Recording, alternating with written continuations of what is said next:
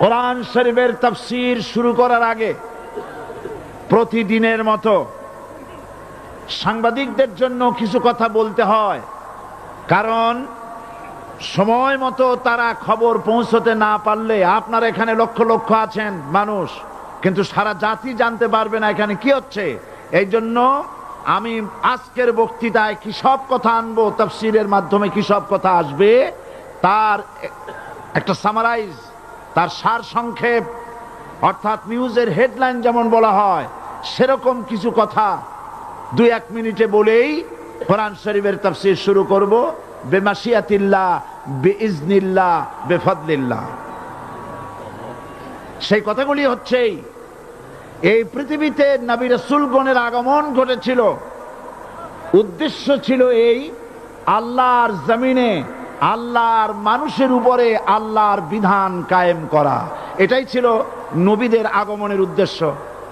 আর শয়তানের আগমনের উদ্দেশ্য ছিল আল্লাহর বিধানের পরিবর্তে ধর্ম নিরপেক্ষ মতবাদ কায়েম করা। এজন্য পৃথিবীর কোন নবী, কোন রাসূল ধর্ম নিরপেক্ষ ছিলেন না, সবাই ছিলেন ধর্মের পক্ষে। রাসূলুল্লাহর অসংখ্য সাহাবীদের মধ্যে একজন সাহাবীও ধর্মের ব্যাপারে নিরপেক্ষ ছিলেন না। গোটা বিশ্বের সমস্ত মুহাদ্দিস, মুফাসসির এবং বড় বড় ওলামা, পীর বুজুর্গ, এমন একজন লোক পাওয়া যাবে না যিনি ধর্মনিরপেক্ষ মতবাদের অনুসারী ছিলেন। তাই ধর্মনিরপেক্ষ মতবাদের অনুসারী হওয়ার অর্থই হচ্ছে পবিত্র কোরআন হাদিসের সরাসরি অমান্য করা এবং আল্লাহ ও তার রাসূলের সাথে বিদ্রোহ ঘোষণা করার শামিল। ধর্মনিরপেক্ষ মতবাদ শয়তানের আবিষ্কৃত মতবাদ বলেই দুনিয়ার অধিকাংশ ইহুদি, খ্রিস্টান, মুশরিকরা এই মতবাদের অনুসারী। ইসলাম সম্পর্কে অনভিজ্ঞ পৃথিবীর কিছু কিছু মুসলিম দেশের কিছু কিছু নামধারী মুসলমান ধর্মনিরপেক্ষ মতবাদের ষড়যন্ত্রে পা দিয়েছে। আল্লাহ তাদেরকে রক্ষা করুন। আমরা বলি আমিন, সবাই বলি আমিন। বিশ্বের সমস্ত বিধানগুলোতে সেকুলারিজম, ধর্মনিরপেক্ষ মতবাদের অর্থ করা হয়েছে ধর্মহীনতা এবং ধর্ম বিরোধিতা।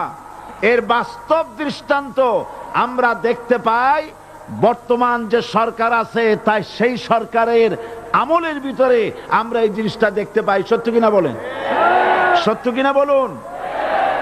এই দলটির নাম ছিল আওয়ামী মুসলিম লীগ।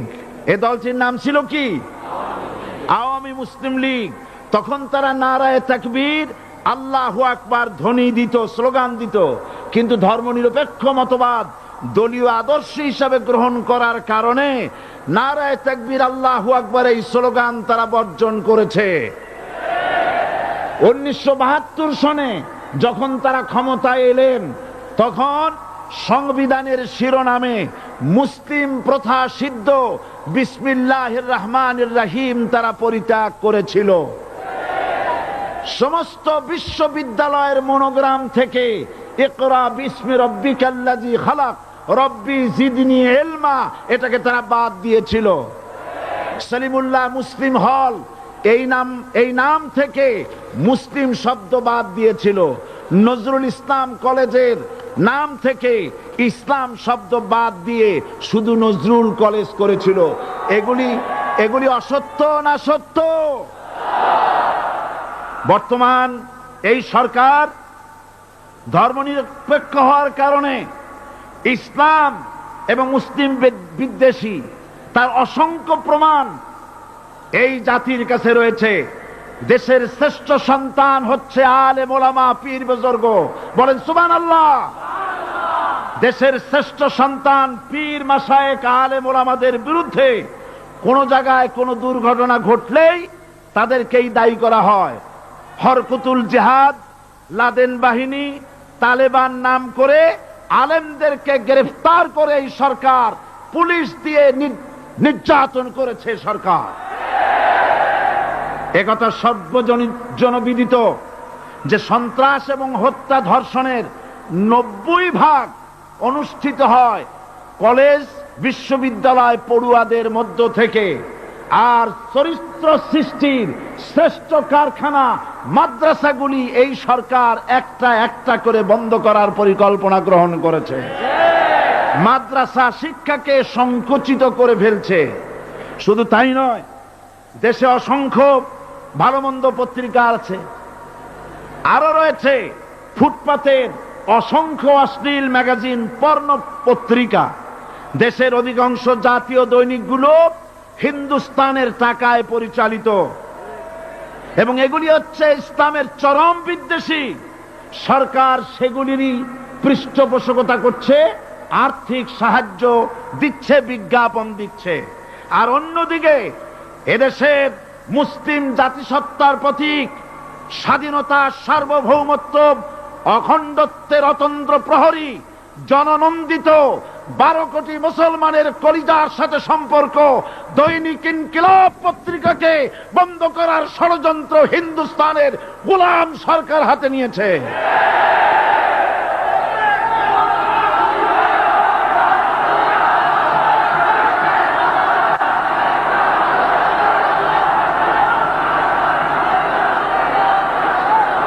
সরকার বস্তুনিষ্ঠ সাংবাদিকতায় ভয় পায়, ইসলামের পক্ষে কথা লিখলে ভয় পায়।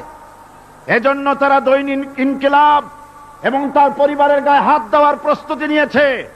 দৈনিক ইনকিলাবের সম্পাদকের গায়ে যদি হাত দেওয়া হয়, ইনকিলাব যদি বন্ধ করে দেওয়া হয়, সারা বাংলাদেশ অচল হয়ে যাবে।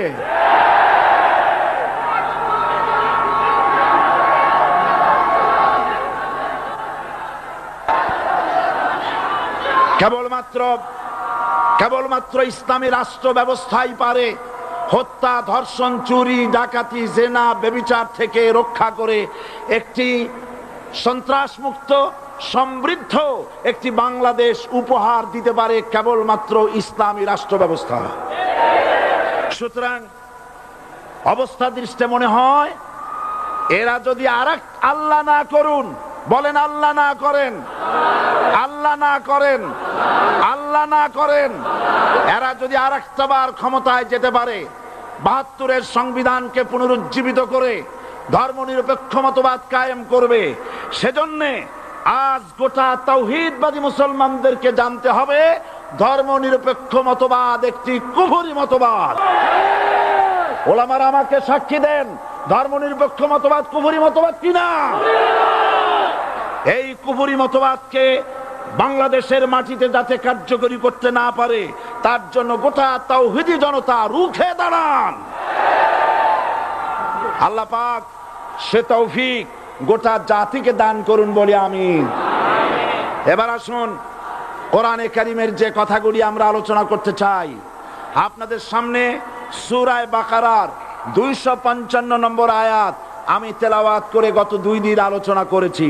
আজকে আসেন সেই যেখান থেকে শেষ করেছিলাম সেখান থেকে আলোচনা শুরু করে যাক। সবাই আমার সাথে পড়েন, আউযু বিল্লাহি শাইতানির রাজীম, বিসমিল্লাহির রাহমানির রাহিম।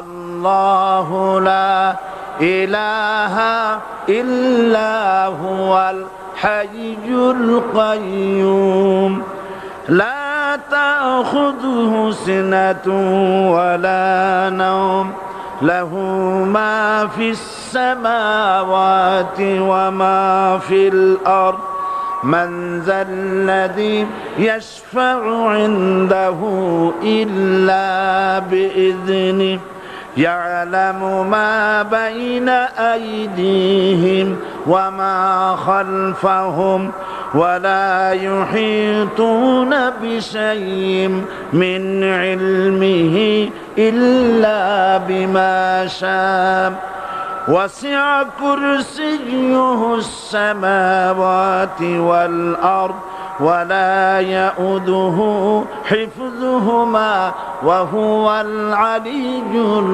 العظيم। صدق الله العظيم। আমি এই সূরার এই আয়াতের আলোচনা করতে গিয়ে আপনাদের সামনে বলেছিলাম কোরআন শরীফের সর্বশ্রেষ্ঠ আয়াত হচ্ছে হাদিস অনুযায়ী কোন আয়াত? আয়াতুল কুরসি। আল্লাহ পাকের সার্বভৌমত্বের পরিচয় এই আয়াতে কারিমার মধ্যে আল্লাহ পাক দিয়েছেন। গত 2 দিন আমরা আল্লাহ পাকের সার্বভৌমত্ব এবং তার পরিচয় সম্পর্কে আলোচনা করেছি। আজকে সামনের দিকে আমরা এগোতে থাকবো যতদূর আলোচনা করা যায়। আল্লাহ পাক বলছেন আল্লাহু লা ইলাহা ইল্লা হুয়াল হাইয়ুল কাইয়্যুম। আল্লাহ হচ্ছেন তিনি যিনি ছাড়া কোনো ইলাহ নাই। লা ইলাহা ইল্লাহু, তিনি ছাড়া কোনো ইলাহ নাই, সার্বভৌমত্বের মালিক কেউ নাই।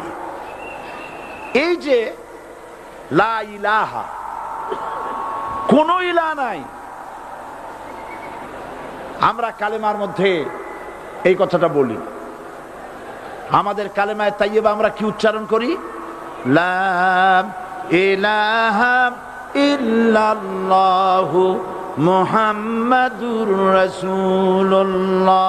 জোরে পড়েন লা ইলাহা ইল্লাল্লাহ, লা ইলাহা ইল্লাল্লাহু মুহাম্মাদুর রাসূলুল্লাহ। লা ইলাহা, কোনো ইলাহ নাই, এই দাওয়াত দিয়েছেন দুনিয়ার সমস্ত পয়গম্বর। এটা কি শুধু রাসূলুল্লাহর দাওয়াত ছিল?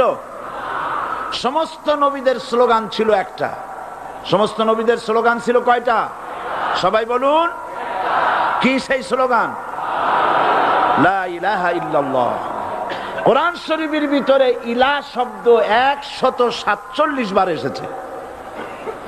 লা ইলাহার অর্থ যদি এই হয় কোনো উপাস্য নাই আল্লাহ ছাড়া, কোনো মাবুদ নাই আল্লাহ ছাড়া, মুহাম্মদ সাল্লাল্লাহু আলাইহি ওয়াসাল্লাম আল্লাহর প্রেরিত রাসূল, তাহলে তো এত ঝঞ্ঝাট হওয়ার কথা ছিল না। আপনারা বলেন, নবীরা যখনই এই দাওয়াত দিয়েছেন লা ইলাহা ইল্লাল্লাহ, তখন সংঘর্ষ হয়েছে কিনা? হয়েছে কিনা? বাধা আসছে কিনা?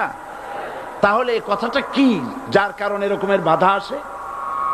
লা ইলাহা ইল্লাল্লাহ, এর চাইতে বিপ্লবাত্মক, এর চাইতে রিভলিউশন সৃষ্টিকারী কথা আল্লাহর আকাশের নিচে জমিনের উপরে আর একটাও হতে পারে না। লা ইলাহা ইল্লাল্লাহ। ইলাহ শব্দের অর্থ শুধু উপাস্য আর মাবুদ নয়। ইলাহ শব্দের অর্থ হচ্ছে আইনদাতা, ইলাহ শব্দের অর্থ হচ্ছে শাসনকর্তা, ইলাহ শব্দের অর্থ হচ্ছে বিধানদাতা।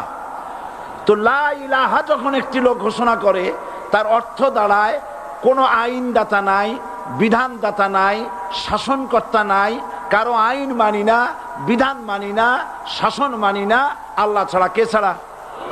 আল্লাহ ছাড়া। এই কালেমার দাওয়াত যখন পয়গম্বরেরা দিয়েছেন, তখন 3 শ্রেণীর লোকেরা বাধা দিয়েছে। বলেন কয় শ্রেণী? সবাই বলেন। 3 শ্রেণীর লোকেরা বাধা দিয়েছে। লক্ষ্য করুন। 1 নম্বরে বাধা দিয়েছে রাষ্ট্র শক্তি। 1 নম্বরে বাধা দিল কারা? 2 নম্বরে বাধা দিয়েছে ধনাঢ্য ব্যক্তিবর্গ। 3 নম্বরে বাধা দিয়েছে যারা কায়েমি স্বার্থবাদী ধর্মীয় শক্তি। এই 3টি শ্রেণী সমস্ত নবীদেরকে বাধা দিয়েছে। সেই বাধা অতীতে যারা দিত এখন আর দেয় না, নাকি? এখনো দেয়? দেখুন, এই কালেমার দাওয়াত হযরতে মূসা আলাইহিস সালামকে যেদিন আল্লাহ পাক প্রথম ওহী দিলেন, এই দাওয়াত শুধু রাসূল দেন নাই, আল্লাহ পাক বলছেন প্রত্যেক নবী তার জাতিকে এই দাওয়াত দিয়েছেন। কি? আল্লাহ রাব্বুল আলামিন বলেন, সকল নবী তার কওমকেই বলে দাওয়াত দিয়েছেন, ইয়া কওমি ইবুদুল্লাহা মা লাকুম মিন ইলাহিন গায়রু। হে সম্প্রদায়, আল্লাহ ছাড়া কোনো ইলাহ নাই, তার ইবাদত করো, তারই দাসত্ব করো, তার গোলামি করো। আল্লাহ পাক মূসা আলাইহিস সালামকে যখন নবুয়াত দিলেন, প্রথম যে ওহী এলো, প্রথম ওহীটাই ছিল ইন্নানি আনাল্লাহ লা ইলাহা ইল্লা আনা ফা'বুদনি ওয়া আকিমিস সালাতা লিযিকরি। নিশ্চয়ই আমি আল্লাহ, আমি ছাড়া কোন ইলাহ নাই, আইনদাতা নাই, বিধানদাতা নাই। সুতরাং আমার দাসত্ব করো এবং আমার শরণার্থে নামাজকে প্রতিষ্ঠা করো। মুসা আলাইহিস সালামকে আল্লাহ পাক ওহী দিয়ে তাকে পাঠালেন। কোথায় পাঠালেন? আল্লাহ পাক বলেন, ইযহাব ইলা ফিরআউনা ইন্নাহু তাগাব। গোটা কওম নাফরমান, আল্লাহর আইন কেউ মানছে না। গোটা কওমের কাছে না পাঠাইয়া আল্লাহ পাক সর্বপ্রথম মুসা আলাইহিস সালামকে দাওয়াত নিয়ে কার কাছে পাঠালেন? ফেরাউনের কাছে। কারণ ফেরাউন হচ্ছে রাষ্ট্রশাসক। ফেরাউন কি? রাষ্ট্রশাসক। টিলা নিচের পানি পাহাড়ের উপরে যায় না, উপরের পানি না নিচের থেকে উপরে যায়, উপরে পানি নিচে আসে। সুতরাং দেশ যারা চালায় এই লোকগুলি যদি ভালো হয়, গোটা দেশ ভালো হয়। আর সমস্ত মানুষটা যদি, রাষ্ট্র যিনি পরিচালনা করেন এই লোকগুলি যদি খারাপ হয়, গোটা দেশ খারাপ হতে বাধ্য। এই জন্য আল্লাহ পাক বলছেন, সর্বপ্রথম তুমি ফেরাউনের কাছে যাও এবং এই কালেমার দাওয়াত দাও। হযরতে মুসা আলাইহিস সালাম ফেরাউনের কাছে গেলেন আর দাওয়াত দিলেন, ফেরাউন পড়ে নাও, লা ইলাহা ইল্লাল্লাহ। একটি কথা আপনাদের মনে রাখতে হবে, দুনিয়ার কোন ফেরাউন, কোন নমরুদ, কোন সাদ্দাত, কোন হামান কেউ বলে নাই যে আমি আল্লাহ, আমি রাজ্জাক, আমি খালেক, আমি পৃথিবী সৃষ্টি করেছি। কথা কেউ বলেছে? কেউ বলে নাই। কি বলেছে তারা? ফেরাউন বলেছে, মা আলিমতু লাকুম মিন ইলাহিন গায়রি, আমি তো জানি না আমি ছাড়া আরো কোন ইলাহ আছে, এ কথা আমার জানা নাই। সুতরাং আমি হচ্ছি ইলাহ আর তুমি বলছো লা ইলাহা। তার মানে হচ্ছে ওই সময় পয়গম্বরেরা, আল্লাহর নবীর সাহাবীরা তারা জানতেন যে আমরা কিসের দাওয়াত দেই, আর যারা শুনতো তারাও বুঝতো কিসের দাওয়াত শুনতেছি। আজ আমার দেশে একই কালেমার দাওয়াত দেওয়া হয়, কিন্তু মানুষেরা বুঝতে পারে না কি শুনতেছি। ভাষা জানার ব্যাপারে, বোঝার ব্যাপারে হলো আসল বিষয়। এটা বুঝাতে গিয়ে আমি মাঝে মধ্যে একটা দৃষ্টান্ত দেই এভাবে। একজনের একটা রেশনের দোকান ছিল, সেই দোকানে তার একটা ময়না পাখি ছিল। আর ময়না পাখিকে কথা শেখানো যায় সেটা তো আপনারা জানেন। জি, ময়নাকে শিখায়েছে যে লাইন করুন, এক এক করে আসুন। ময়না এই কথা শিখেছে। সকালবেলায় যখন রেশনের দোকানে ভিড় পড়ে গেছে, তখন ওই পাখি খাঁচার মধ্যে বসে বলছে লাইন করুন, এক এক করে আসুন। একদিন খাঁচার দরজা খোলা পেয়ে পাখি উড়ে গিয়ে গাছের ডালে বসেছে। আশেপাশে যত পাখি ছিল তারা চিন্তা করলো এই রকমের পাখি তো কখনো দেখি নাই। ময়না তো দেখতে কাকের মতো না, শালিকের মতো না, দেখতে একটা ভিন্ন রকম। ওরা এসে চতুর্দিক থেকে এই নবান্ত, এই যে নতুন এসেছে, ওরে ঠোকরানো শুরু করেছে চতুর্দিক থেকে। ঠোকরানি খেয়ে ময়না বলতেছে লাইন করুন, এক এক করে আসুন। এখন ময়না তো বোঝে না যে কি বলতেছি, আর যে পাখিরা ঠোকরাচ্ছে তারাও তো বোঝে না যে কি শুনতেছি। ময়না যদি বুঝতো যে আমি কি বলি, সবাই মিলে ঠোকরায়, তাই জান বাঁচে না। লাইন করে ঠোকরাইলে তো কলজে যাবে, সব ঠোঁটে ঠোঁটে চলে, বোঝে নাই। আমাদের অবস্থা তাই হয়েছে। এই যে আপনারা এখানে দাঁড়ায়ছেন কেন? যারা যেখানে দাঁড়ায় বসা মানুষেরা অনুরোধ করে বসায় দেন। এত বড় বিশাল মাহফিলে আপনি দাঁড়ায়া কোন মানুষকে কষ্ট দিবেন না, জায়েজ নাই। মুসলমানদেরকে কষ্ট দেওয়া কবিরা গুনাহ। বুঝতে পেরেছেন? যে যেখানে দাঁড়িয়েছে আপনারা বসা মানুষেরা তাদেরকে বসায় দেন। এত বড় বিশাল মাহফিলে আপনি দাঁড়ায়া কোন মানুষকে কষ্ট দিবেন না, জায়েজ নাই। মুসলমানদেরকে কষ্ট দেওয়া কবিরা গুনাহ। বুঝতে পেরেছেন? যে যেখানে দাঁড়িয়েছে আপনারা বসা মানুষেরা তাদেরকে বসায় দেন। সুতরাং এই কালেমার দাওয়াত যখন হযরতে মুসা আলাইহিস সালাম দিলেন, ফেরাউন বলল আমি তো জানি না যে আমি ছাড়া আরো কোন ইলা আছে, আইনদাতা তো আমি, তুমি নতুন কোথার থেকে আইনদাতা নিয়ে আসছো? ফেরাউন বলছে, দেখো আমারে বাদ দিয়া যদি অন্য কাউকে ইলাহ বলে তুমি মানো, আর সেই শিক্ষা যদি যে জাতিকে দাও, তাহলে আমি তোমাকে ধরে লাআজআলান্নাকা মিনাল মাসজুনিন, আমি তোমাকে কারারুদ্ধ করব, আমি তোমাকে জেলখানায় ঢুকিয়ে দেব। রাষ্ট্রশক্তি প্রথম বাধা দিল কারা? বলেন সবাই। সেই বাধা কি ওখানে শেষ হয়েছে না এখনো আছে? আছে কিনা জোরে বলেন। আমি তোমাকে জেলখানায় ঢুকাবো। হযরতে মুসা আলাইহিস সালাম বলেন, ফেরাউন রে, জেলের ভয় আমি করি না, আমাকে জেলের ভয় দেখায়া লাভ নাই, আমি আল্লাহ পাকের পয়গম্বর হযরতে মুসা আলাইহিস সালাম। ফেরাউনের দলবল আছে, লোক লস্কর আছে, তার অস্ত্রের অভাব নাই। আল্লাহ রাব্বুল আলামিন মুসা আলাইহিস সালামের কাছে একটা অস্ত্র দিয়া দিলেন। দিছিলেন কিনা? আল্লাহ পাক হযরত মুসা কে বলেছেন, ওয়া মা তিলকা বিয়ামিনিকা ইয়া মুসা, মুসা রে তোমার হাতে ওটা কি? মুসা আলাইহিস সালাম বললেন, এটা লাঠি। আল্লাহ পাক বললেন, ফেলে দাও লাঠি। লাঠি ফালায় দিলেন, কি হয়ে গেল? হিয়া হাইয়াতুন তাসআ, লাঠি হয়ে গেল। এখন লাঠি পড়ে সাপ হয়ে গেল। সাপ দেখে নবী হোক, ওলি হোক, সাহাবী হোক আর আলেম হোক, সাপ দেখলে ভয় করে না মানুষের? মুসা আলাইহিস সালাম ভয় পাইছে। আল্লাহ রাব্বুল আলামিন হযরত মুসাকে শোনায় দিলেন, খুযহা ওয়া লা তাখাফ সানুঈদুহা সিরাতাহাল উলা,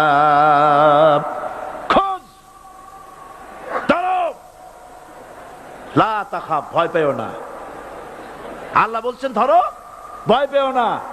ধরার সঙ্গে সঙ্গে স্বাভাবিক অবস্থায় ফিরে আসবে, আবার লাঠি হয়ে যাবে। এখন আল্লাহ বলছেন ধরো। মুসা আলাইহিস সালাম কি ভয় পাওয়া উচিত হবে? উচিত হবে? মুসা আলাইহিস সালাম কি ভয় পাইছিলেন? কারণ হচ্ছে এই দুশমনের শক্তিটা খুব বড়ই দেখা যায়, মনে হয় যেন অনেক বড়, কি জানি কি। আল্লাহ পাক বলছেন, ইন্না কাইদা শায়তানে কানা দাঈফা, শয়তানের চক্রান্ত যতই তুমি মনে করো অনেক ষড়যন্ত্রের জাল বিস্তার হয়ে আছে, আল্লাহ কয় কিছুই না, দাঈফা, অত্যন্ত দুর্বল। আল্লাহ পাক বললেন ধরো। মুসা আলাইহিস সালাম সাপ ধরলেন, সঙ্গে সঙ্গে লাঠি হয়ে গেল। ফেরাউন বরদাস্ত করল না, রাষ্ট্রশক্তির পক্ষ থেকে আক্রমণ শুরু হলো। অপরাধ কি? মুসা আলাইহিস সালামের অপরাধ কি? কি অপরাধ? মাশাআল্লাহ, বুঝতে পেরেছেন। অপরাধ হচ্ছে তিনি বলেছেন লা ইলাহা, জোরে বলেন লা ইলাহা ইল্লাল্লাহ। এই কালেমাকে আজ আমরা ভিক্ষার বুলি বানাইছি। এটা হলো সার্বভৌমত্বের বুলি, এটা হচ্ছে আল্লাহ পাকের সার্বভৌমত্বের কথা। আজ আমরা মানুষের কাছে আমরা শুনি, মানুষেরা ভিক্ষা চায়, লা ইলাহা ইল্লাল্লাহ, এক মুঠ চাউল দেন, লা ইলাহা ইল্লাল্লাহ 10 খান পাই দেন। এই হচ্ছে কালেমার জিকির। আবার কেউ কেউ জিকির করতেছে লা ইলাহা আস্তে, ইল্লাল্লাহ জোরে, এমন জোরে কলব সাফ করে, কলব তাতে থাকলেও পারে গেলেও পারে। এই কালেমার জার, এর আঘাত পয়গম্বররা মেরেছেন। হযরতে মুসা আলাইহিস সালাম যখন বলেছেন লা ইলাহা ইল্লাল্লাহ, এই ধাক্কা ফেরাউন বরদাস্ত করতে পারে নাই। দরিয়ায় নীলের ভিতরে আল্লাহ পাক ডুবাইয়ে শেষ করে দিয়েছেন, দেন নাই? হযরতে মুসা আলাইহিস সালাম তার উম্মতেরা দরিয়ার পাশে বসে দ্বীনি কথাবার্তা বলতেছেন। এমন সময় ফেরাউন, তার শত্রু হচ্ছে মুসা আলাইহিস সালাম। শত্রু কেন? মুসা কি ফেরাউনের পাকা ধানে মই দিয়েছে নাকি? বলেন আপনারা। তার হালের গরু পিটায় মারছে নাকি? অপরাধ হলো তিনি আল্লাহর জমিনে আল্লাহর আইন প্রতিষ্ঠার কথা বলেছেন। এই শুধুমাত্র এই অপরাধে ফেরাউন তার দলবল নিয়ে 3 দিক থেকে আক্রমণ করেছে।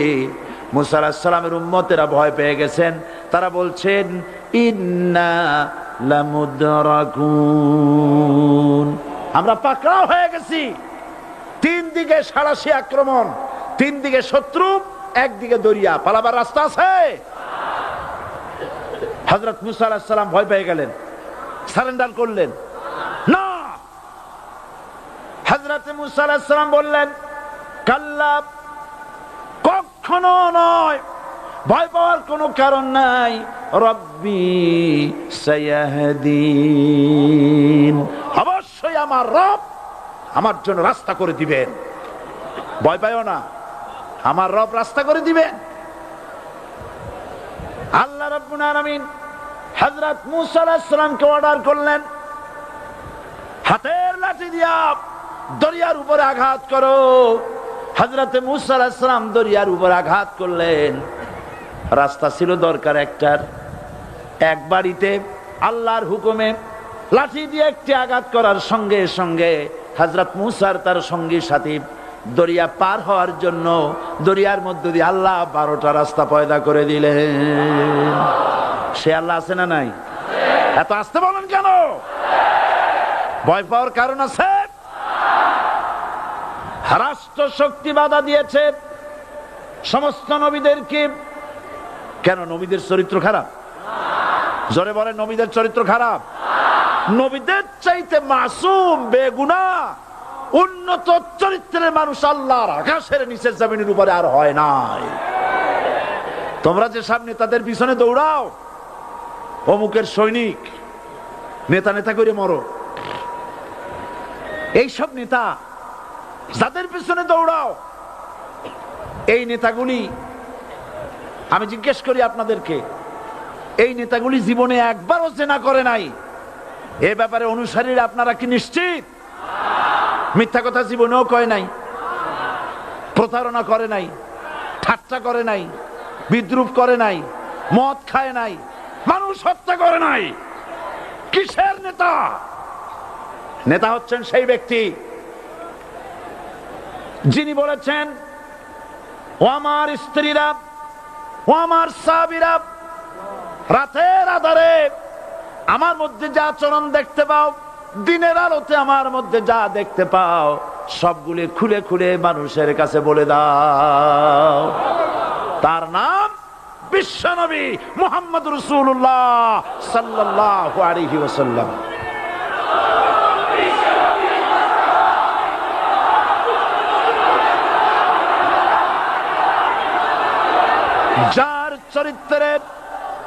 যার চরিত্রের সার্টিফিকেট আল্লাহ রাব্বুল আলামিন নিজে দিচ্ছেন, ওয়া ইন্নাকা লাআলা খুলুকিন আযীম। নবী হে, উন্নত চরিত্রের উপরে আপনি প্রতিষ্ঠিত। সুবহানাল্লাহ। কে সার্টিফিকেট দিচ্ছেন? আযীম, আযীম। আরবিতে চওড়াকে বলা হয় আরিদ, গভীরতাকে বলা হয় আমিক। কত প্রশস্ত, যা মাপার কোনো ফিতা নাই, কত গভীর, যা মাপার কোনো যন্ত্র নাই, এইটাকে আরবিতে বলা হয় আজিম। সুবহানাল্লাহ বলতে ইচ্ছে করে না? ও নবী, তোমার চরিত্র এমন যা মাপার মতো যন্ত্র পৃথিবীতে নাই। এই সার্টিফিকেট দিলেন কে? সমস্ত নবীরাই চরিত্রবান, নবীরা মাসুম বেগুনাহ। সুবহানাল্লাহ বিহামদিহি। সেই নবীরা মার খান নাই? খেয়েছেন কিনা বলেন? কারা মেরেছে? রাষ্ট্র শক্তি। কারা মেরেছে? কারণ নবীরা বলেছেন লা ইলাহা ইল্লাল্লাহ। পড়েন সবাই, লা ইলাহা ইল্লাল্লাহ। আপনিও যদি নবীদের মতো, সাহাবীদের মতো বুঝা এই কলেমার দাওয়াত দেন, বাধা আসবেই। বোঝাবুঝির ব্যাপার, বুঝতেই সারলো। কত মাহফিল হয় বাংলাদেশে, হয় না? কোনো বাধা নাই, ঠিক কিনা? কত পূজা হয়, পার্বণ হয়, গান হয়, থিয়েটার হয়, গুনাহগার বিবির গান হয়, কত কিছু হয়। কোনো বাধা আছে? তাফসীরের মাহফিলে বাধা। কারণ ওরা বুঝতে পেরেছে এ তাফসীরের মাহফিলে গাজীর গীত হয় না, এ তাফসীরের মাহফিলে আল্লাহর সার্বভৌমত্ব কায়েমের আন্দোলন চলে।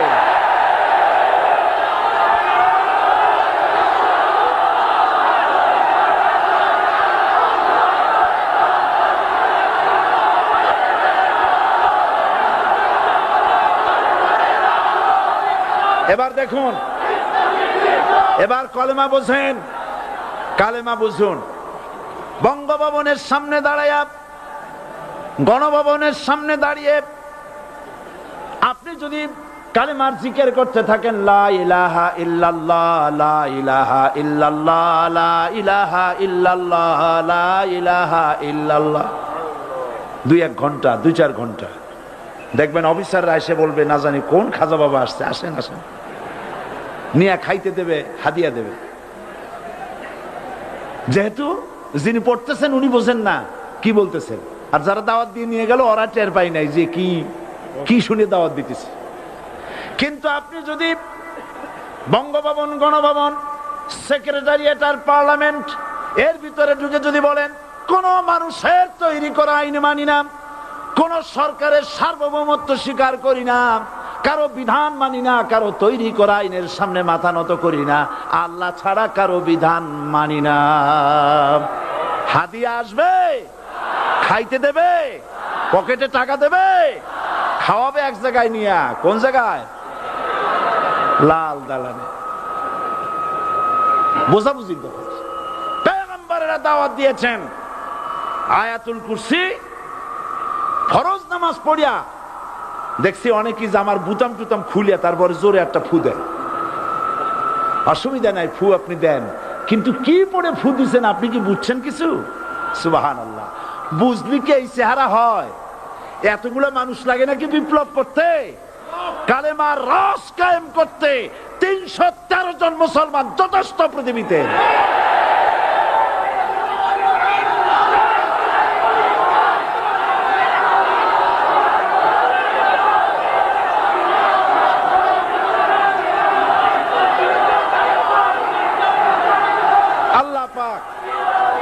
কোরআনে কারীমের মধ্যে আল্লাহ পাক বলেছেন, এমন একজন নবী পাঠাই নাই, ইয়া হাসরাতান আলাল ইবাদ, বান্দার উপরে আফসোস। আহারে, কে বলতেছেন? আমার আল্লাহ। বলেন আমার আল্লাহ। তিনি আফসোস করছেন, আফসোস একজন পয়গম্বর এমন পাঠাইলাম না, একজন রাসূল পাঠাইলাম না যার সাথে এরা ঠাট্টা করে নাই, বিদ্রুপ করে নাই, পাগল বলে নাই, মারে নাই।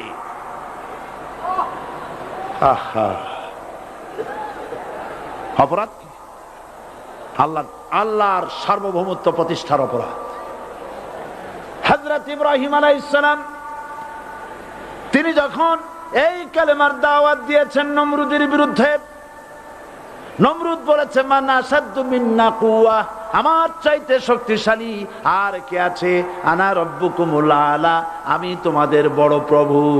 নাউজুবিল্লাহ। কই থেকে একটা তুমি বলছো লা ইলাহা ইল্লাল্লাহ, আমি তো ইলাহ। হযরত ইব্রাহিম আলাইহিস সালাম কি কালেমার দাওয়াত পেশ করার অপরাধে অগ্নিকুণ্ডের ভিতরে ফালাবার ব্যবস্থা হয়ে গেছে। আল্লাহ পাক সব ঘটনা কোরআনে বলে দিয়েছেন কিনা বলেন? কেন বললেন এই সমস্ত কথা? এই জন্য বলেছেন, ফেরাউন মরে যাবে, নমরুদ মরে যাবে, কিন্তু তাদের প্রেতাত্মারা যুগে যুগে তারা বেঁচে থাকবে। আগুনের ভিতরে ফালাবার ব্যবস্থা হয়েছে। আল্লাহ পাক বলে দিয়েছেন, আমার রাস্তায় যদি চেষ্টা করো, জিহাদ করো, আমার সাহায্য তোমরা পাবে। ওয়া কানা হাক্কান আলাইনা নাসরুল মুমিনিন, মুমিনদেরকে সাহায্য করা আমি আল্লাহর জন্য ওয়াজিব। সুবহানাল্লাহ বলবেন না? আলহামদুলিল্লাহ বলবেন না? আমার জন্য ওয়াজিব মুমিনদেরকে সাহায্য করা। ইব্রাহিম আলাইহিস সালামকে আগুনে ফেলানো হচ্ছে। হযরত জিবরাইল বলেন, ইব্রাহিম তোমাকে আগুনের ভিতরে ফেলানো হতেছে, আমার কাছে সাহায্য চাও, আমি তোমারে বাঁচায় দেব। হযরত ইব্রাহিম আলাইহিস সালাম তিনি বললেন, জিবরাইল আমার পরীক্ষা চলতেছে, আমাকে ডিস্টার্ব করো না, আমি তোমার কাছে সাহায্য কেন চাইবো? আমি তো এমন কোন অন্ধ আল্লাহর ইবাদত করি না যিনি তার বান্দার দুঃখ দুর্দশা নিজের চোখে না দেখেন। পরীক্ষা পাস করছে না? পাস করছেন কিনা?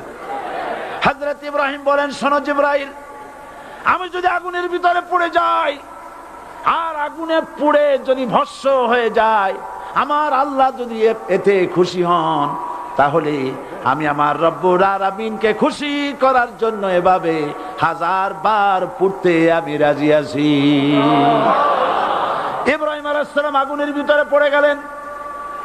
আল্লাহ রাব্বুল আলামিন আগুনের প্রতি নোটিশ করে দিলেন, ইয়া নারু কুনি বারদাও ওয়া সালামান আলা ইব্রাহিম। আগুন, আমার ইব্রাহিমের জন্য শান্তিদায়ক ঠান্ডা হয়ে যা। ইব্রাহিম আলাইহিস সালাম জ্বলছেন, পুড়ে গেছেন।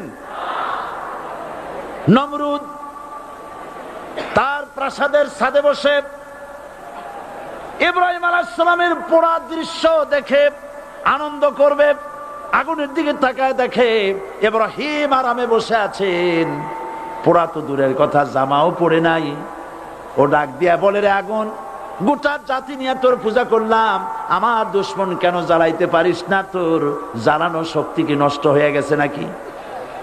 আগুনের ভিতর থেকে আওয়াজ বেরিয়ে এলো, নমরুদ, আমার ভিতরে দাহ্য শক্তি, জ্বালানো শক্তি আছে কি নাই যদি প্রমাণ করতে চাও, টেস্ট করতে চাও, তুই নিজে আয়, তোরে সুদ্ধা তাম দুনিয়া জ্বালাই দিতে পারি, ইব্রাহিমের এক গাছা পশম জ্বালাইতে পারি না।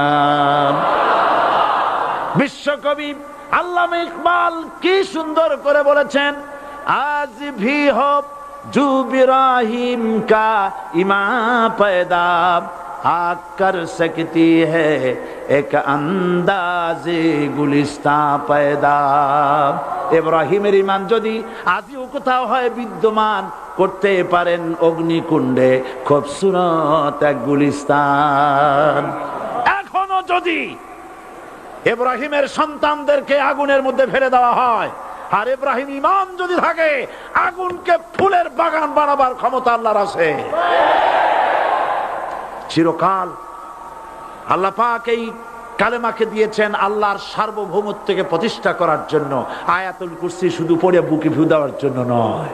পড়েন আমার সাথে, আল্লাহু লা ইলাহা ইল্লা হুয়াল হাইয়ুল কাইয়্যুম। দুনিয়ার সমস্ত পয়গম্বর অত্যাচারিত হলেন, শুধু তাই নয়, বিশ্ব নবী আখেরি জামানার পয়গম্বর নবী মুহাম্মদ রাসূলুল্লাহ সাল্লাল্লাহু আলাইহি ওয়াসাল্লাম জাতির কাছে আসলেন। তিনি এসে বললেন, ইয়া আইয়ুহান নাস কুলু লা ইলাহা ইল্লাল্লাহ। প্রথম দাওয়া, প্রথম দাওয়া। শুনছেন কথা? রাসূলুল্লাহ বলছেন, ও জাতি, আমার রাসূল তো মক্কার রাসূল না শুধু, মদিনার রাসূল না শুধু, আরবি ভাষা ভাষীদের রাসূল না শুধু, আমার নবী কি নবী? চিল্লায় বলেন। তাই তিনি বলেছেন, ও বিশ্বের মানবতা, বিশ্বের মানব গোষ্ঠী, যদি মুক্তি পেতে চাও, নাজাত পেতে চাও, উচ্চারণ করো, বিশ্বাস করো, আমল করো, বলো লা ইলাহা ইল্লাল্লাহ। জোরে পড়েন, লা ইলাহা ইল্লাল্লাহ, লা ইলাহা ইল্লাল্লাহু মুহাম্মাদুর রাসূলুল্লাহ। আবু জাহেল বুঝছিল কলেমার অর্থ? কথা বলেন না কেন? আবু জাহেল বুঝছিল? উতবা, সাইবা, মুগিরার গোষ্ঠীরা বুঝছিল? বুঝেছে। তারপরে তারা চিন্তা করলো যে সর্বনাশ তো করছে, লা ইলাহা, কোন ইলাহ নাই, আইনদাতা নাই, বিধানদাতা নাই, তাহলে আমরা কি ঘরে বসে বসে কি করব? উনি নতুন একজন ইলাহ নিয়ে আসছে, আল্লাহ ছাড়া কোন ইলাহ নাই, তাহলে আমাদের কাজটা কি? প্রথমে তারা চেষ্টা করলো যে একটু দেখি নরম নরম ভাবে হয় নাকি।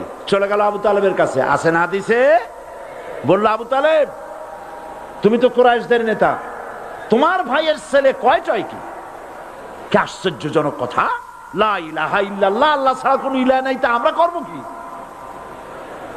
তোমার ভাতিজাকে বুঝাও লা ইলাহা ইল্লাল্লাহর দাওয়াত বন্ধ করে দিক, এর বিনিময়ে টাকা লাগে টাকা দেব, সোনা লাগে সোনা দেব, যত সুন্দরী মেয়ে চায় তাও দেব, নেতৃত্ব চায় তাও দেব, তবু যেন কালেমার দাওয়াত না দেয়। আসিনে কা হাদিসে আছে কিনা? নবীজি যখন বাড়ি ফিরলেন, চাচা আবু তালেব নিজের কলিজার টুকরা সন্তান হযরত জাফর আলীর চাইতে তিনি ভালোবাসতেন কলিজার মতো করে মুহাম্মদ সাল্লাল্লাহু আলাইহি সাল্লামকে। বলছে, বাবা এমন কথা কেন বলো যাতে লোকেরা খেপে যায়? এই কথাগুলি বলো না, ওরা আমার কাছে এই সব প্রস্তাব দিয়ে গিয়েছে। রাসূলুল্লাহ প্রস্তাব শুনে এগ্রি করলেন। জি, আমার নবী বলেন, ও আমার চাচা আবু তালেব, প্রস্তাবকারীদেরকে শুনিয়ে দিন। হুজুরের সাথে তখন অনেক লোকজন নাকি, অনেক অস্ত্রপাতি, কিচ্ছু নাই, আল্লাহর শক্তি ছাড়া কিছুই না। আমার নবী বলেন, ও আমার চাচা আবু তালেব, প্রস্তাবকারীদেরকে শুনিয়ে দেন, যেটা দেওয়া সম্ভব সেটা তো দূরের কথা, যেটা দেওয়া সম্ভব নয় তাও যদি তারা দিতে পারে আমারে, যেমন আকাশের সূর্যটা ধরে এনে ওরা যদি আমার ডান হাতে তুলে দেয়, আকাশের পূর্ণিমার চাঁদটা ধরে যদি বাম হাতে আমার তুলে দেয়, এর বিনিময়ে এক মুহূর্তের জন্য তাওহীদের দাওয়াত আমি বন্ধ করে দেব না। সুবহানাল্লাহ।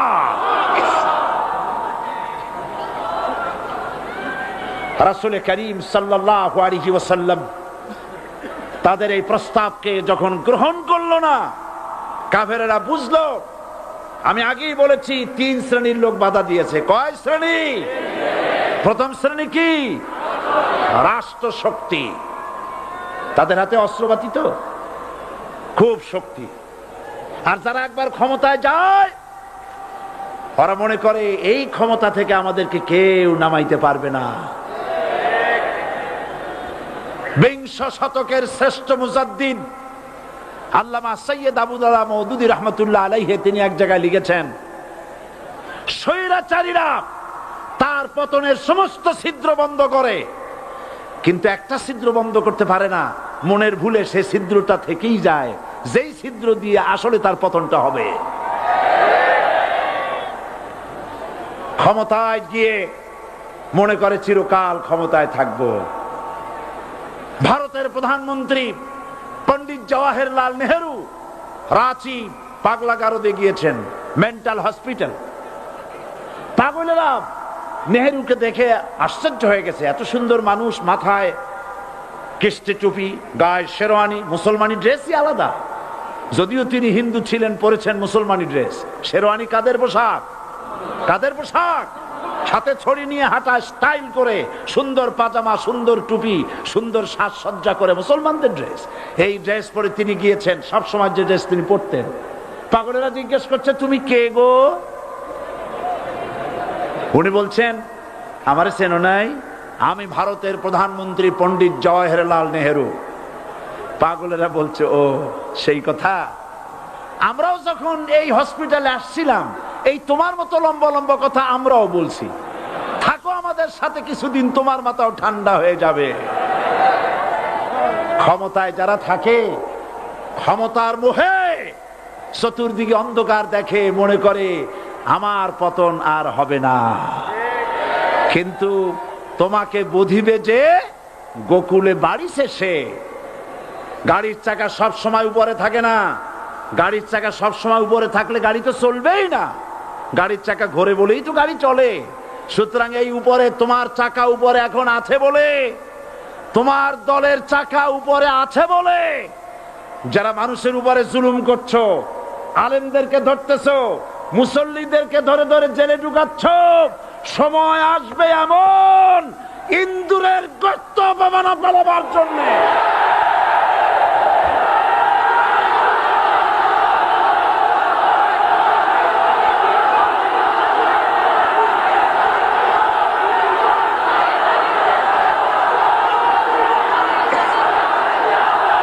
আবু জাহেলের গোষ্ঠী,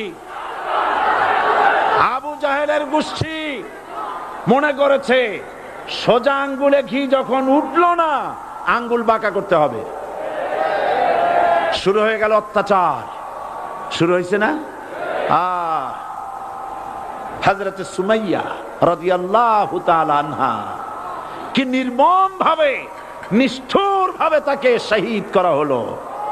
খাব্বাব, হুবাইব, হযরত খাব্বাব রাদিয়াল্লাহু তাআলা আনহুকে দেখে হযরত ওমর একদিন বলছিলেন, খাব্বাব তোমার পিঠে এত গর্ত কেন? এত গর্তওয়ালা পিঠ আর এত চিকুন কোমর আমি তো জীবনেও দেখিনি। হযরত খাব্বাব বলেছেন, ওমর জানো না, ইসলাম কবুল করার অপরাধে, কালেমা পড়ার অপরাধে কাফির বেঈমানেরা আমাকে মারধর করেছে।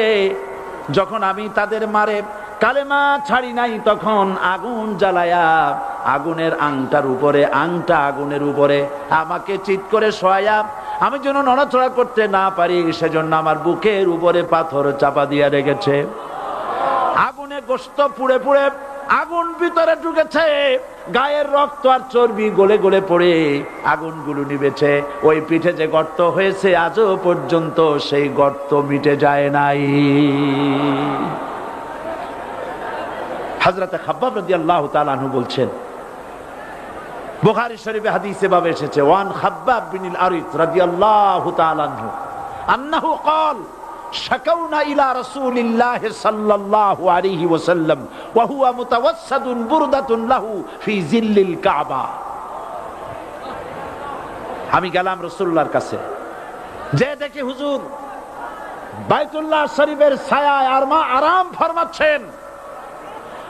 আমি কাছে গিয়ে বললাম, আলা তাস্তানসিরু লানা আলা তাদউ লানা ইয়া রাসূলুল্লাহ, হে রাসূল আপনি কি আমাদের জন্য দোয়া করবেন না? আপনি কি আমাদের জন্য আল্লাহর কাছে সাহায্য প্রার্থনা করবেন না? মার খেয়ে খেয়ে তো শেষ হয়ে গেলাম। শুনতেছেন আপনারা? আল্লাহর নবী উঠে বসলেন, বললেন, খাব্বাব শোনো, তোমাদের আগে যারা এই পৃথিবীতে এসেছিলেন দ্বীনের দাওয়াত দেওয়ার জন্য, সমকালীন রাষ্ট্র শক্তি তাদেরকে ধরতো, ফায়ুখাজুর রাজুলু ফায়ুহফারু লাহু ফিল আরদ, তার জন্য তারে ধরে নিয়া মাটির মধ্যে গর্ত করত, ফায়ুজআলু ফিহা, এরপরে সেই গর্তের ভিতরে তাকে কোমর পর্যন্ত গেড়ে দিত। সুম্মা ইউতা বিল মানশার, এরপরে করাত আনা হতো, ফায়ুদাউ আলা রাসিহি, এরপরে করাতটা মাথার উপরে রাখা হতো, ফায়ুজআলু নিসফাইন, এরপরে করাত দিয়া চিরে চিরে জীবিত মানুষটাকে দ্বিখণ্ডিত করে ফেলে দিত। মা ইয়াসুদ্দুহু যালিকা আন দীনি, এত কষ্ট দেওয়ার পরেও, এত জুলুম করার পরেও দ্বীনের দায়ীদেরকে এক চুল পরিমাণ আল্লাহর রাস্তা থেকে তারা সরাই দিতে পারে নাই।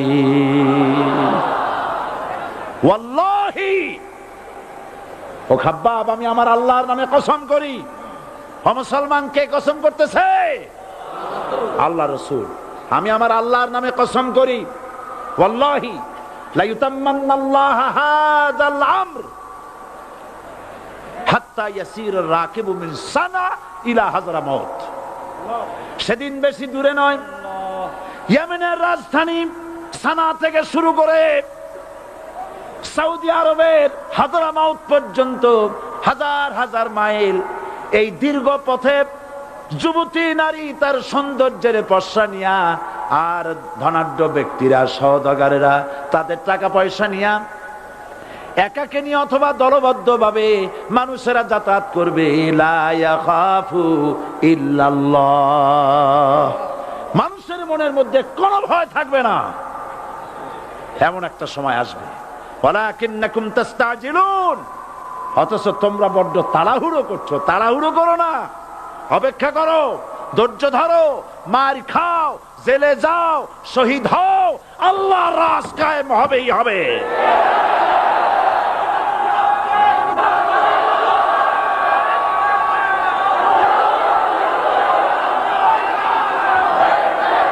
বিল্ডিং থেকে শিক্ষা গ্রহণ করুন, বিল্ডিং, ইমারত, দালান থেকে শিক্ষা গ্রহণ করুন। এই যেটা দালান আছে না পাশে, দেখতে পাচ্ছেন? এই দালান কি দিয়ে তৈরি করা হয়েছে বলেন? ইট। সমস্ত ইটেরা যদি ধর্মঘট করত, আমরা কেউ মাটির তলায় যাব না, কেউ আমরা আগুনে পুড়ে ঝামা হব না, পিক হব না, কেউ আমরা টুকরা টুকরা হব না, সবাই থাকবো উপরে উপরে। তাহলে কি দালান হইতো নাকি?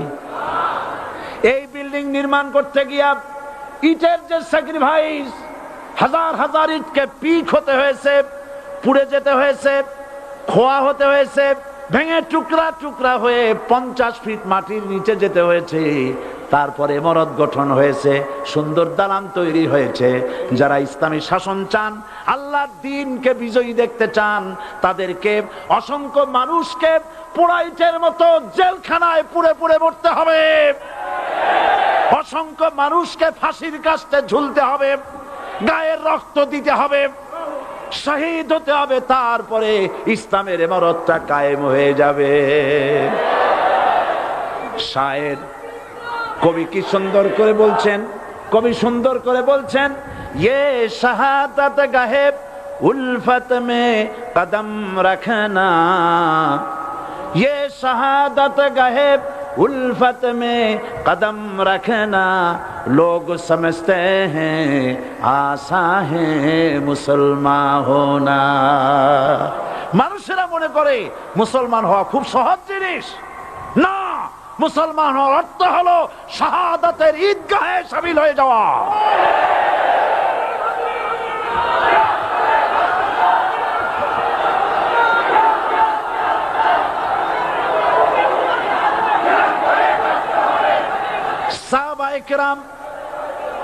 সাহাবায়ে কেরাম মার খেলেন, এবার স্বয়ং আল্লাহর নবীর গায়ে হাত তুলল। আবু জাহেল এসে হুজুরকে মারলেন, গলায় চাদর দিয়া এমন জোরে টান মেরেছে, রাসূলুল্লাহ পড়ে গিয়েছেন। হাদিসে এসেছে হুজুরের চোখ মোবারক ঠিকরে পড়ে যেতেছে, চেহারা মোবারক লাল হয়ে গিয়েছে, জমিনের উপরে আছাড় মেরে ফেলেছে। রাসূলের এই অবস্থা দেখে হযরতে হামজা তখনও কাফের ছিলেন, শিকার থেকে এসে তিনি এই দৃশ্য দেখলেন, দাসীর মুখে শুনলেন, ছুটে চলে গেলেন আবু জাহেলের বাড়িতে। যায় বলে, আবু জাহেল রে, তুই মুহাম্মদ সাল্লাল্লাহু আলাইহি ওয়াসাল্লাম মেরেছিস, বল কেন মারলি? এমন ভালো মানুষ তো জীবনে চোখে দেখি নাই, যিনি কোনো মিথ্যা কথা বলেন না, ভালো ভালো কথা বলেন, এক আল্লাহর গোলামি করার জন্য বলেন। এই সব ভালো কথা বলার জন্যই তুই তারে মারলি নাকি? আরে আবু জাহেল, তুই কি মনে করেছিস মুহাম্মদ সাল্লাল্লাহু আলাইহি ওয়াসাল্লাম তার পিতা আব্দুল্লাহ মারা গেছে বলে মুহাম্মদ সাল্লাল্লাহু আলাইহি ওয়াসাল্লাম এতিম হয়ে গেছে মনে করেছিস নাকি? জেনে রাখ, মুহাম্মদ সাল্লাল্লাহু আলাইহি ওয়াসাল্লামের পিতা আব্দুল্লাহ মারা গেছে, কিন্তু চাচা হামজা তো মরে যায় নাই। হাতের ধনুক দিয়া এমন জোরে আঘাত মারলেন, আবু জাহেলের মাথা ফেটে রক্ত ফিনকি দিয়ে বেরিয়ে এলো। হযরতে হামজা ঘরে ফিরে এসে রাসূল করিম সাল্লাল্লাহু আলাইহি ওয়াসাল্লামের মস্তক মোবারক কোলে উঠায় নিলেন আর বললেন, বাবা, তোমাকে মেরেছে বলে আমি আবু জাহেলের মাথাটা ফাটাই দিয়ে আসছি, তুমি খুশি হও। হুজুর বলছেন, চাচা, কার মাথা ফাটাইছো এইটা বলে আমারে খুশি করতে পারবা না। হযরতে হামজা বলেন, তুমি কি হলে খুশি হবে? হুজুর বলেন, হামজা চাচা গো, আমি খুশি হব যদি একটিবার চাচা তোমার মুখে শুনতে পাই ঈমানের কালেমা। হযরতে হামজা বলেন, মুহাম্মদ সাল্লাল্লাহু আলাইহি ওয়াসাল্লাম, আমি বুঝতে পেরেছি তুমি কোনো সাধারণ মানুষ নয়। সাধারণ মানুষ হলে পরে তুমি প্রতিশোধে বিশ্বাসী হতে, খুশি হতে।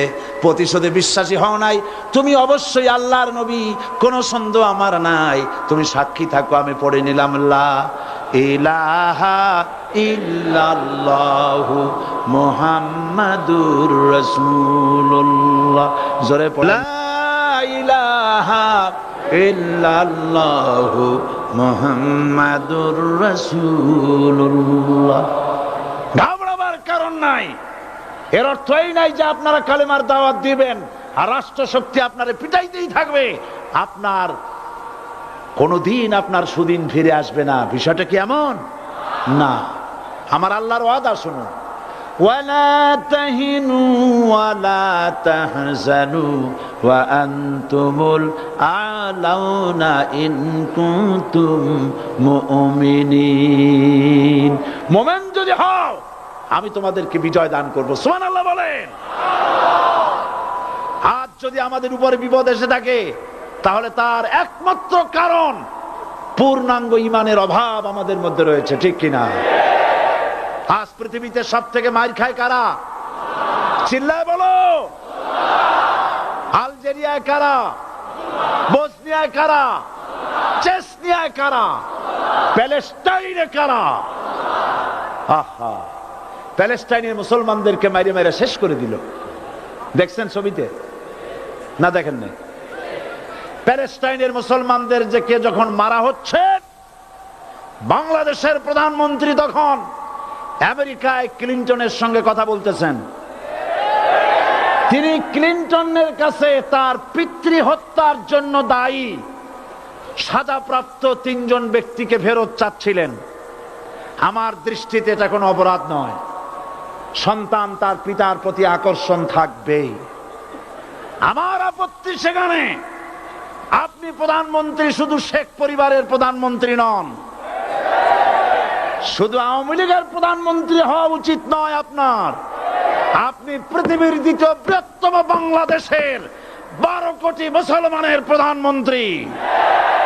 পিতৃ হত্যার আসামি ফেরত চাইলেন, কিন্তু বিল ক্লিনটনের আশ্রয় প্রশ্রয় লালিত পৃথিবীর অসভ্য জাতি সন্ত্রাসী ইহুদিরা প্যালেস্টাইনের মুসলমানদেরকে পাখির মতো গুলি করে হত্যা করছে। আপনি কেন এর জবাব চাইলেন না?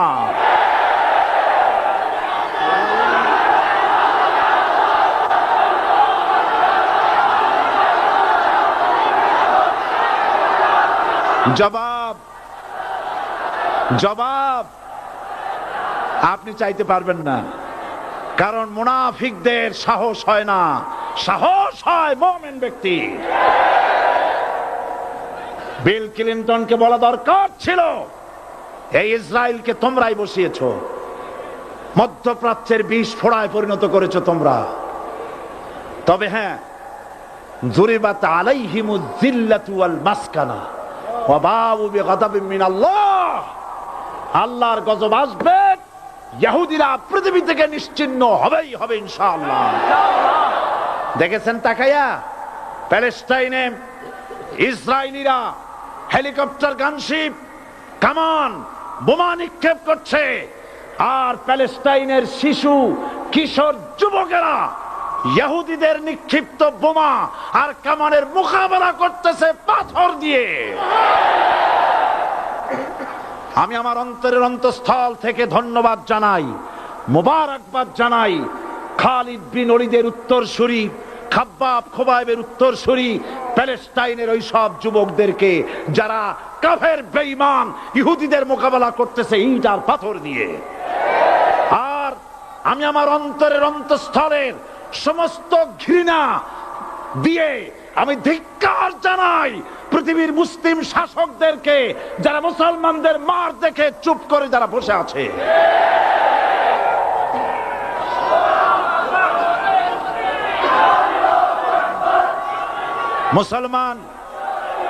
মুসলমান যদি মুসলমানের মতো হয়, 10 জন যথেষ্ট। কয়জন যথেষ্ট? কোথায় আছে কথা? আল্লাহ পাক কোরআন শরীফের মধ্যে বলেছেন, একজন যদি হও ইমানদার মুত্তাকি 10 জনের উপরে বিজয়ী হবে। 10 জন যদি হও 100-র উপরে বিজয়ী হবে।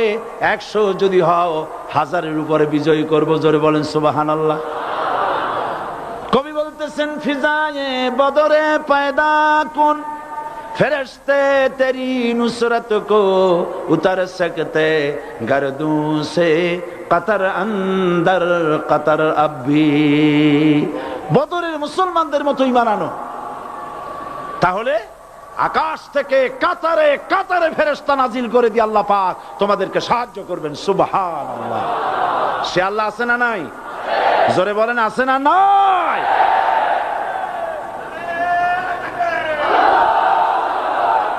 সেই আল্লাহ রাব্বুল আলামিন কোরআনে কারীমের ভিতরে আয়াতুল কুরসির মধ্যে বলে দিয়েছেন, আল্লাহু লা ইলাহা ইল্লা হুয়াল হাইয়ুল কাইয়্যুম।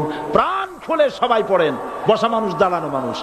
আল্লাহ আল্লাহু লা ইলাহা ইল্লা হুয়াল হাইয়ুল কাইয়্যুম। আল্লাহ রাব্বুল আলামিন, তিনি ছাড়া কোনো ইলাহ নাই, তিনি সার্বভৌমত্বের মালিক কেউ নাই আল্লাহ ছাড়া। এই কথা মানুষকে ঘোষণা করতে হবে। বাধা, এই কথা বললেই বাধা দেবে কয় শ্রেণীর লোক? তিন শ্রেণী। প্রথম শ্রেণী হচ্ছে কে? রাষ্ট্রশক্তি। আজও তারা বাধা দিচ্ছে। আল্লাহর আইন দিয়ে দেশ চালাও, তারা তাদের মন মর্জি মোতাবেক আইন দিয়ে দেশ চালাবে। আল্লাহ পাক বলছেন আলা আলাহুল খালকু ওয়াল আমরু, সৃষ্টি যার, আইন চলবে তার। কারো বাবার আইন চলতে পারে না, নিজেদের তৈরি করা আইন চলবে না। ইনিল হুকমু ইল্লা লিল্লাহ, একমাত্র আইন চলবে কার? এই আইন রাসূল করিম সাল্লাল্লাহু আলাইহি ওয়াসাল্লাম মদিনায় কোরআন দিয়ে প্রতিষ্ঠিত করেছিলেন। আল্লাহর বিধান, আল্লাহর সার্বভৌমত্ব কায়েম করেছিলেন। কোরআন সংবিধান হলো, চুরি বন্ধ হলো, ডাকাতি বন্ধ হলো, জেনা বন্ধ হলো, হত্যা বন্ধ হলো, ধর্ষণ বন্ধ হলো, সব কিছু বন্ধ হয়ে গিয়ে মুসলমানেরা শান্তি লাভ করলো, পৃথিবীর মানুষ শান্তি লাভ করলো। সুবহানাল্লাহ বিহামদিহি। আজ মুসলমানেরা শত্রু চেনে না, বন্ধু চেনে না। বন্ধুকে বানায়েছে শত্রু, শত্রুকে বানায়েছে বন্ধু। কে বন্ধু কে শত্রু চিনাই দিবেন কে? আল্লাহ। বলেন কে দিবেন? আল্লাহ রাব্বুল আলামিন কোরআনে কারীমের মধ্যে পরিষ্কার করে বলেছেন লাতাজিদান্না আশাদ্দান নাসি আদাওয়াতান লিল্লাযীনা আমানুল ইয়াহুদা ওয়াল্লাযীনা আশরাকু। আল্লাহ পাক বলছেন, হে রাসূল, মানুষের ভিতরে দুইটা শ্রেণী মুমিনদের জন্য সব থেকে জঘন্য দুশমন। কয়টা শ্রেণী? দুইটা। একটা হলো ইহুদ আর একটা হলো মুশরিক। একটা হলো ইহুদি আর একটা হলো মুশরিক। এটা হলো তোমাদের দুশমন। আর আজ আমাদের দেশে, পৃথিবীর বিভিন্ন দেশে মুসলমানেরা মুশরিকদের সঙ্গে সম্প্রীতি বাড়াচ্ছে, মুসলমানদের সাথে শত্রুতা বাড়াচ্ছে। আজ আমার দেশে পূজা পার্বণে বাধা নাই। পূজা পার্বণে বাধা আছে? পূজা পার্বণে বাধা নাই। বাধা কোথায়? কোরআন শরীফের তাফসীর মাহফিলে। কোরআনের তাফসীরের মাহফিলে বাধা দেওয়া হচ্ছে।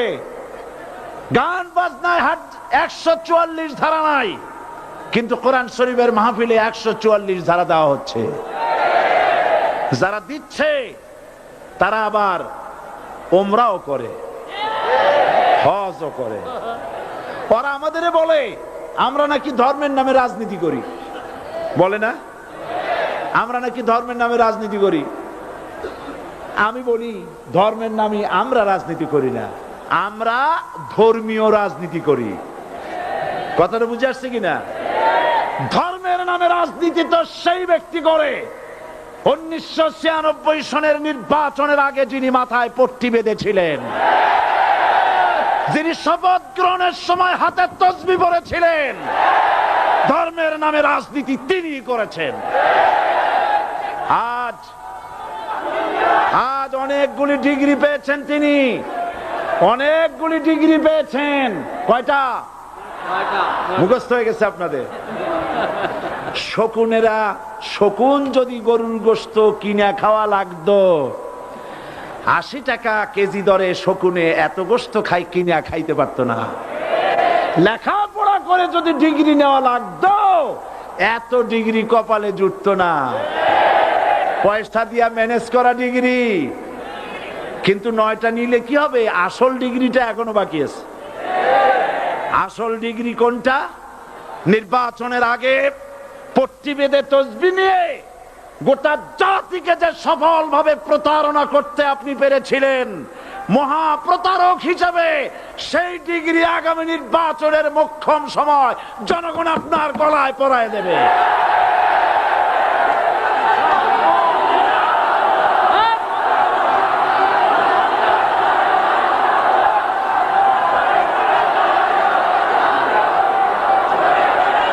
সুতরাং ধর্মের নামে রাজনীতি নয়, আমরা ধর্মীয় রাজনীতি করি। আমরা এই কোরআনের রাজনীতি করি। এই কোরআন নিয়ে বাঁচতে চাই, এই কোরআন নিয়ে মরতে চাই। এই কোরআন থেকে আমাদেরকে বিচ্ছিন্ন করতে চায় কাফের বেঈমান মুশরিকেরা। ও আমার জাতি, কোরআন থেকে যারা বিচ্ছিন্ন করতে চায়, তোমরা কি তাদের বিরুদ্ধে জিহাদের জন্য প্রস্তুত থাকবে?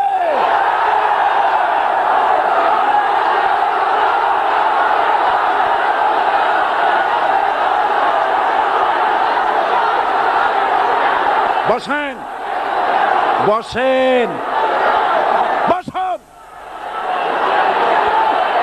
বসেন, বসেন। আমি বুঝতে পেরেছি বিষয়টা কি। আসরের পরের থেকে বসা তো, সুযোগ পাইয়া খাড়া হইয়া কোমর সোজা করলেন। বসেন, সবাই বসেন। কোমর সোজা হয়ে গেছে, বসেন।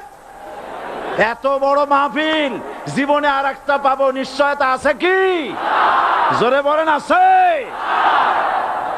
আজ আমাকে কথা বলতেই হবে ইনশাআল্লাহ, কারণ আগামীতে আবার আপনাদের সাথে দেখা হবে কিনা আমি জানি না। কথা বলতেই হবে। বসেন, কেউ দাঁড়িয়ে থাকবেন না। আমি দেখতে পাচ্ছি বাংলাদেশের ভাগ্য আকাশে উত্তর গগনে কালো মেঘ জমা হয়েছে। ঝড়ের পূর্বাভাস লক্ষ্য করছি। যদি মোকাবেলা করতে না পারেন সক্ষম ভাবে, এমন অন্ধকার গাঢ় কালো অমাবস্যার রাত আসতে পারে যার সুবে সাদেক হওয়া অসম্ভব। সুতরাং আপনারা কি কাপুরুষের মতো কাফের মুশরিকদের গোলামি করে মরতে চান? বিড়ালের মতো 500 বছর বেঁচে থাকার কোনো লাভ নাই। সিংহের মতো 1 ঘন্টা বাঁচতে চাই। আমাদেরকে বলা হয় সাম্প্রদায়িক উস্কানিমূলক কথা নাকি আমি বলি। পত্রপত্রিকা দিছে না তারা? সাম্প্রদায়িক উস্কানি কথা। সাম্প্রদায়িক উস্কানিমূলক কথা বলি, সেই জন্যই বোধহয় শত শত মুসলিম আমাদের কাছে এসে মুসলমান হয়। মানুষে আর বোকা বানানো যাবে না। যাবে কি? আর বোকা বানানো যাবে? তারপর বলছে কি? এরপরে বলছে, আমাকে বলছে রাজাকার। শুনে রাখো চট্টগ্রামের লক্ষ লক্ষ জনতা, পার্লামেন্টে যখন আমাকে এই কথা বলা হয়েছিল, আমার পার্লামেন্টের কলিগ জাফরুল্লাহ চৌধুরী সাহেব বসে আছেন এখানে। হ্যাঁ, জাফরুল ইসলাম চৌধুরী বসে আছেন পাশে। প্রধানমন্ত্রী সুদ্ধা, অন্তত 3 শতাধিক পার্লামেন্টের সম্মানিত সদস্যরা সেদিন বসা। 1997 সনের বাজেট বক্তৃতা যখন আমি করতেছিলাম, ডক্টর কুদরতে খোদা, নাম রাখছে কুদরতে খোদা, আসলে গজবে খোদা। এই লোকটি নাস্তিক, ইসলামের চূড়ান্ত দুশমন। তার প্রণীত শিক্ষা